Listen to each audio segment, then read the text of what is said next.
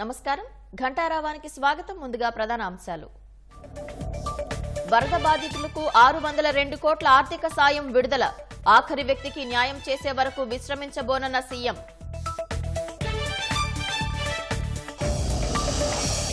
విశాఖను IT electronic hub గా తీర్చిదిద్దుతామన్న లోకేష్ 100 రోజుల్లో కొత్త పారిశ్రామిక విధానం తెస్తామని వెల్లడి కల్తీ నెయ్యి సరఫరాపై పోలీసులకు టీటీడీ ఫిర్యాదు ఏఆర్ డైరీపై చర్యలు తీసుకోవాలని విజ్ఞప్తి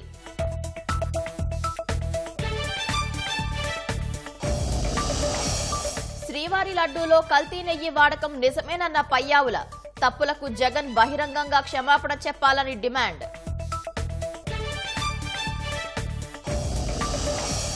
విశాఖ ఎర్రమట్టి దిబ్బల తవ్వకాల నిలుపుదలకు హైకోర్టు ఆదేశం వారసత్వ సంపదను కాపాడాలన్న వాదనలతో నిర్ణయం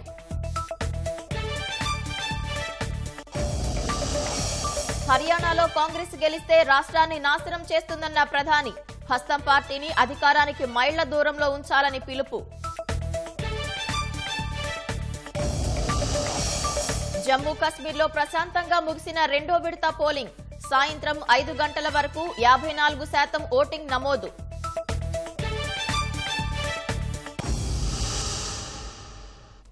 వరద సమయంలో ఉద్యమ స్ఫూర్తితో పనిచేసి విపత్తు నుంచి విజయవాడను గట్టెక్కించామని ముఖ్యమంత్రి చంద్రబాబు తెలిపారు దేశంలో ఎన్నడూ లేని విధంగా సీఎం సహాయ నిధికి 400 కోట్ల విరాళాలు రావడం ఒక చరిత్ర అన్నారు వరద బాధితులకు 602 కోట్ల రూపాయల ఆర్థిక సాయం విడుదల చేసిన సీఎం ఈ నెలాఖరులోగా అన్ని సమస్యలు పరిష్కరిస్తామని భరోసా ఇచ్చారు ఇంకా పరిహారం అందని 13,000 మందికి న్యాయం చేస్తామన్నారు ఆఖరి బాధితుడికి న్యాయం చేసే వరకు విశ్రమించబోమన్నారు ఎన్టీఆర్ జిల్లా కలెక్టరేట్ నుంచి వరద బాధితులకు ఆర్థిక సాయం విడుదల చేసిన సీఎం చంద్రబాబు కొంతమంది లబ్దిదారులకు పత్రాలు అందజేశారు మిగిలిన వారికి నేరుగా బ్యాంకు ఖాతాల్లోనే ప్రభుత్వం పరిహారం జమ చేసిందన్నారు ప్రకృతి విపత్తులో తనతో పాటు అధికారులు ఉద్యోగులు సిబ్బంది దాదాపు 11 రోజుల పాటు నిర్విరామంగా పనిచేశారని కొనియాడారు బాధితులకు అండగా నిలవాలన్న ప్రభుత్వ పిలుపునకు విశేష స్పందన లభించిందన్నారు 400 కోట్ల రూపాయలు సీఎం రిలీఫ్ కి డబ్బులొచ్చింది దాతల్ని మనస్ఫూర్తిగా అభినందిస్తున్నా వాళ్లకు పాదాభివందనం చేస్తున్నా వాళ్ళు ఇచ్చిన డబ్బులు కాదు వాళ్ళు చూపించిన చొరవ వాళ్ళు ఏ విధంగా ఈ యొక్క సమస్య పైన మానవతా దృక్పథంతో స్పందించారంటే వీల్ చైర్లో వచ్చి డబ్బులు ఇచ్చారు ఎలాంటి విపత్తు అయినా సరే మనం గాని సంఘటితంగా ఎదుర్కొంటే ఏదైనా చేయగలుగుతాం అనే ఒక నమ్మకాన్ని ఇచ్చారు వర్షాలతో 16 జిల్లాలు ప్రభావితం కాగా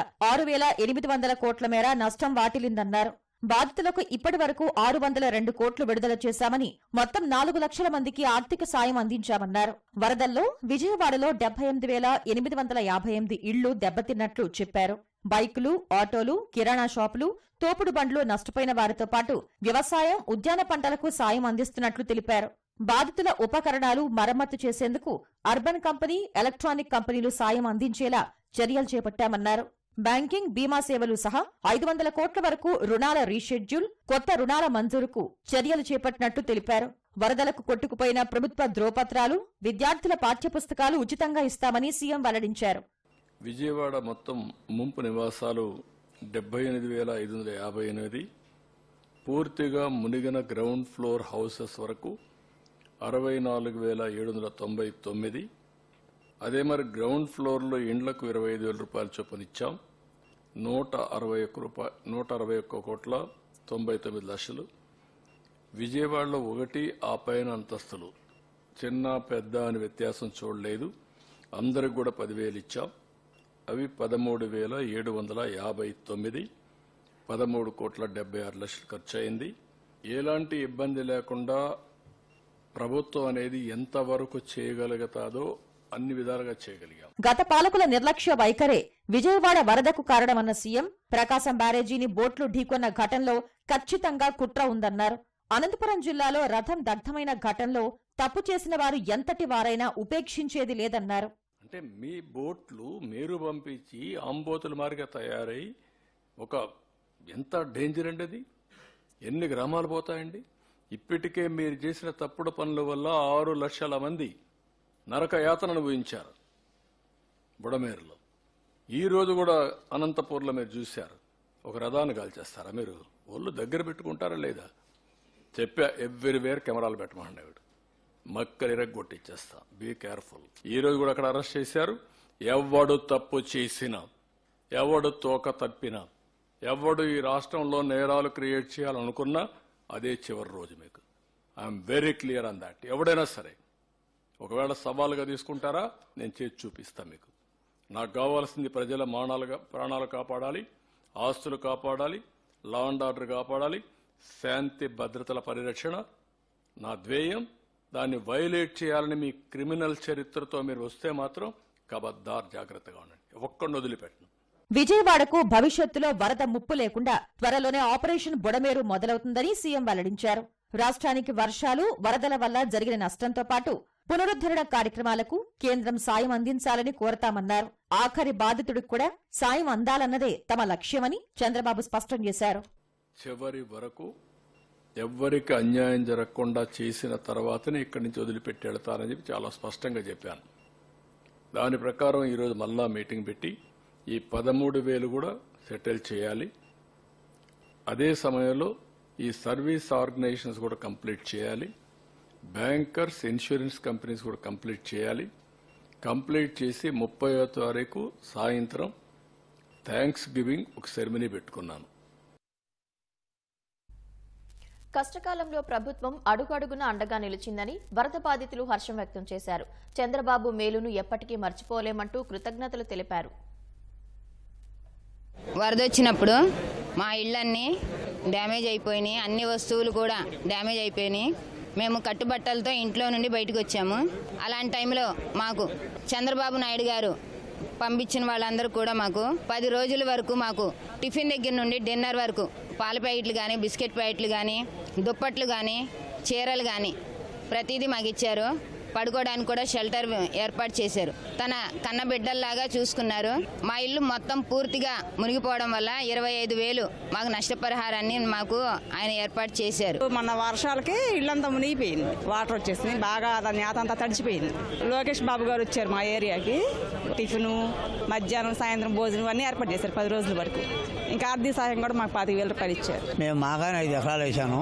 5 ఎకరాలు మాగాని మురిగిపోయింది. ఈ ఎకరానికి 25,000 కౌలు కట్టాను, 20,000 పెట్టుబడి పెట్టాను. సీఎం గారు ఇంత త్వరగా ఈ సబ్సిడీ ఇవ్వటం రైతాంగానికి ఎంతో దోహదపడుతుంది. 5 ఎకరాలకి 50,000 ఇచ్చారు. గతంలో ఎప్పుడు ఏ ముఖ్యమంత్రి 3 నెలలకి 4 నెలలకు కానీ ఇచ్చేవాళ్ళు. అది 6,000, 7,000. 25 రోజులకే మాకు ఈ సబ్సిడీ చెక్ ఇవ్వటం అందజేశారు. 100 రోజుల్లో కొత్త పారిశ్రామిక విధానం తీసుకొస్తామని ఐటీ శాఖ మంత్రి లోకేష్ ప్రకటించారు. విశాఖలో నిర్వహించిన సిఐఐ ఇన్ఫ్రాస్ట్రక్చర్ సదస్సులో పాల్గొన్న ఆయన పారిశ్రామికవేత్తలకు ఏపీపై మళ్లీ నమ్మకం కల్పించేందుకు ఆర్థికాభివృద్ధి మండలిని పునరుద్ధరిస్తున్నట్లు వెల్లడించారు. అదే సమయంలో విశాఖ ఉక్కు ప్రైవేటీకరణ ప్రసక్తే లేదని తేల్చి చెప్పారు. కేంద్రంతో మాట్లాడాకే తిరుపతి లడ్డూ వ్యవహారంలో సిట్ ఏర్పాటు చేసినట్లు తెలిపారు. రాష్ట్రంలో పెట్టుబడులకు విస్తృత అవకాశాలున్నాయని మంత్రి నారా లోకేష్ తెలిపారు. విశాఖలో నిర్వహించిన సిఐఐ ఇన్ఫ్రాస్ట్రక్చర్ సదస్సులో పాల్గొన్న ఆయన పరిశ్రమలకు కావాల్సిన మౌలిక సదుపాయాల కల్పనకు ప్రత్యేక చర్యలు తీసుకుంటున్నామని చెప్పారు. గ్రీన్ ఎనర్జీ విషయంలో రాష్ట్రంలో మంచి విధానం అందుబాటులోకి తెచ్చామన్నారు. అన్ని జిల్లాల్లో పరిశ్రమలకు అనువైన వాతావరణం ఉందన్నారు. విశాఖ రీజియన్లో మౌలిక సదుపాయాల కల్పనకు ప్రభుత్వం పెద్దపీట వేస్తోందని పేర్కొన్నారు. విశాఖను ఐటీ, ఎలక్ట్రానిక్స్ హబ్గా తీర్చిదిద్దుతున్నారు. This is going to be the hub for IT as far as Andhra Pradesh is concerned. We will make this not the destination in India but in the world for data centers and AI. And with that vision, we are working. We are working on airport connectivity where all the districts. Ease of doing business is of the past. What Mr. Naidu is now talking about is speed of doing business, cost of doing business. No, all of you know it's been just over 100 days since the new government here formed in Andhra Pradesh. And our first promise out of the 6 promises we made to the public is to create 20 lakh jobs. So the single agenda with which your government is going to work is on creating jobs. So who creates more number of jobs will get the greater red carpet. Request all of you to look at Andhra Pradesh from that perspective. Vaikapa హయాంలో వెళ్లిపోయిన కంపెనీలను తిరిగి రాష్ట్రానికి రప్పించేందుకు సంప్రదింపులు జరుపుతున్నట్లు లోకేష్ చెప్పారు. ఒక psycho అనే వ్యక్తి ముఖ్యమంత్రి అయినప్పుడు రివర్స్ టెండరింగ్ పేరుతో ఆ రోజు పీపీఎల్ క్యాన్సిల్ చేసి మొత్తం గందరగోళం సృష్టించారు. దానివల్ల ఈరోజు కరెంట్ ఛార్జీలు కూడా పెరిగినాయి, పారిశ్రామికవేత్తలు కూడా ఇబ్బంది పడ్డారు.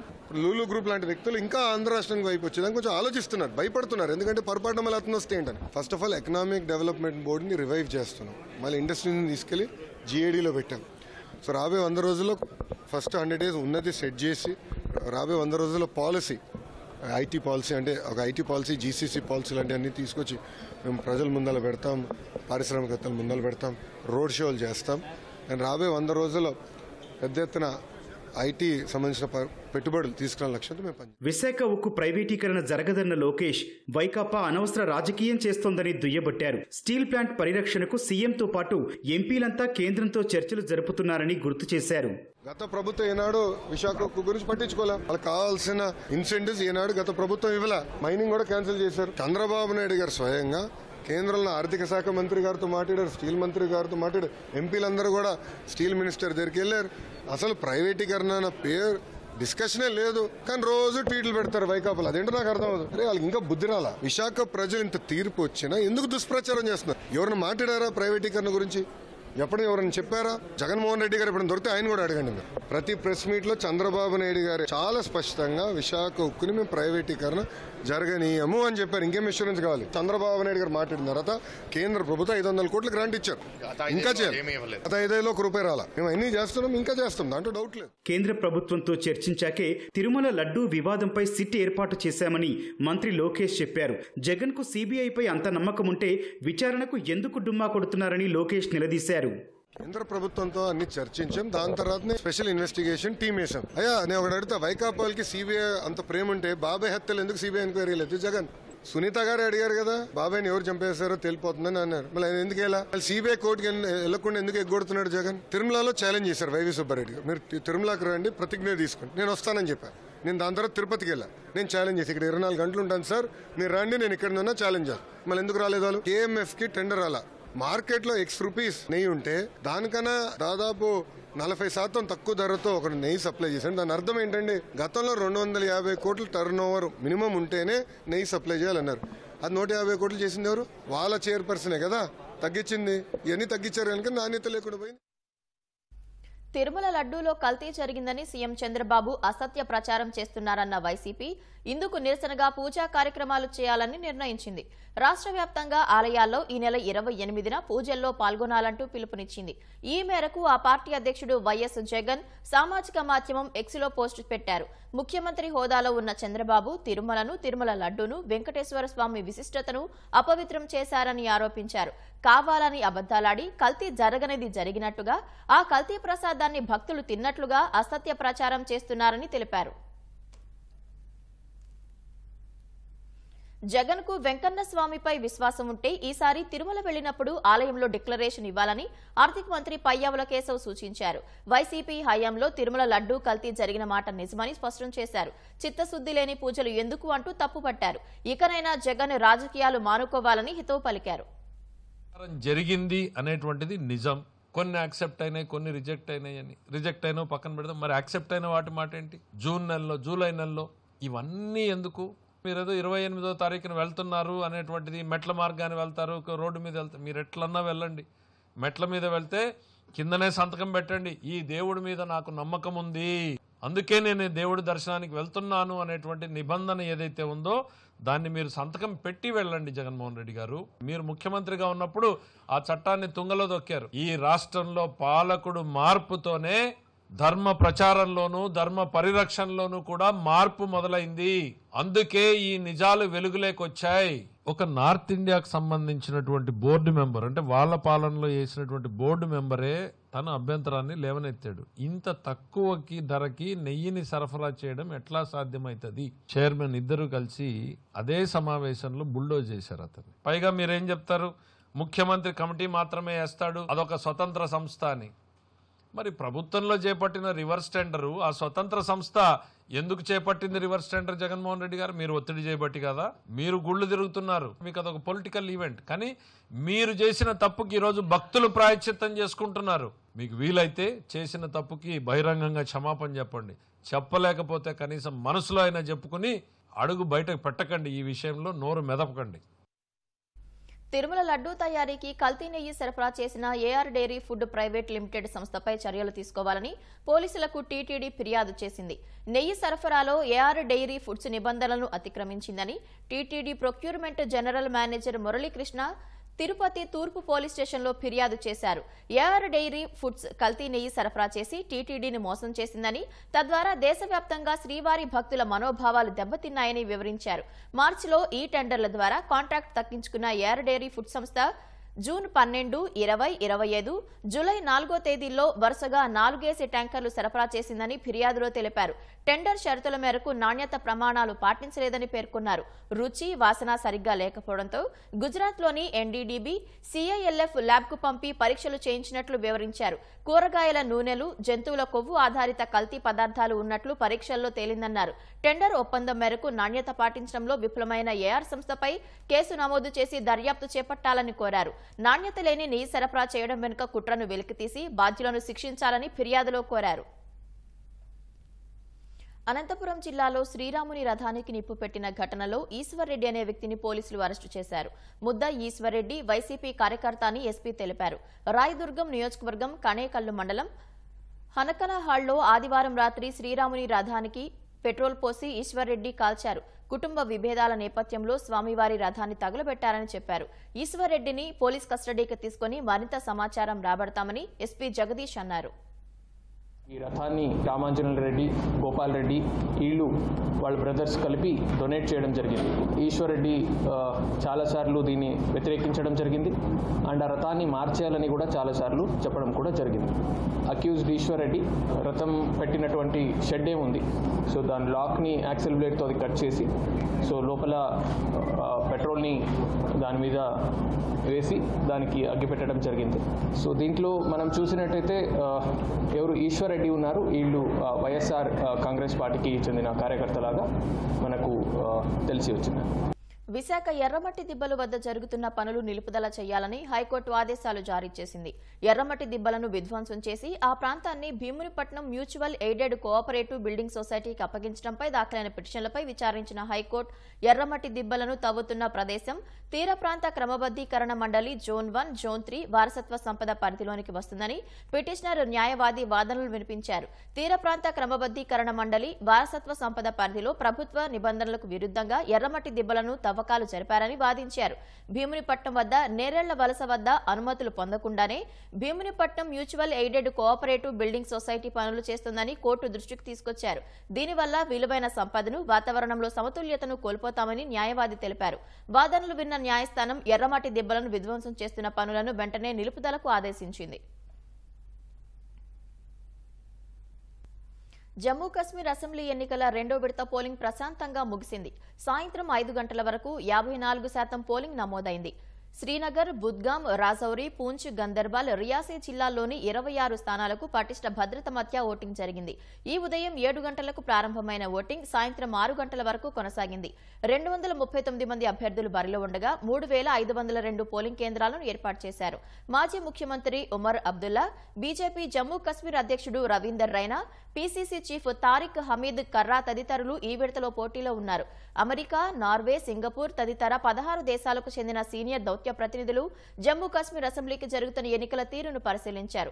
బుద్గాం జిల్లాలో ఒంపోరా పోలింగ్ కేంద్రాన్ని సందర్శించారు. అక్కడి ఓటర్లతో మాట్లాడారు. 3వ విడతలో భాగంగా అక్టోబర్ 1వ తేదీన మిగిలిన 40 స్థానాలకు పోలింగ్ జరగనుంది. అక్టోబర్ 8వ తేదీన ఓట్ల లెక్కింపు చేపడతారు.